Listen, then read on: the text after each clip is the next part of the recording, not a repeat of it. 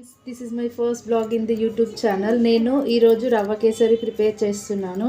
First దీనికోసం ఒక pan stove పై పెట్టుకుని దాంట్లో ఒక 2 టేబుల్ స్పూన్ నెయ్యి యాడ్ చేసుకుని బాదం ఇంకా జీడిపప్పును వేయించుకుని పక్కన పెట్టుకోవాలి. దాని తర్వాత అందులోకి ఒక కప్ రవ్వ యాడ్ చేసి దాన్ని మంచి బ్రౌన్ కలర్లో వచ్చేంత వరకు సిమ్లో పెట్టుకొని మంచిగా వేయించుకోవాలి. సిమ్లో పెట్టుకొని మాత్రమే వేయించుకోవాలి, లేదంటే రవ్వ అనేది మాడిపోతుంది. తర్వాత అందులోకి వేడి చేసి పక్కన పెట్టుకున్న వాటర్ యాడ్ చేస్తూ మెల్లగా కలుపుతూ ఉండాలి.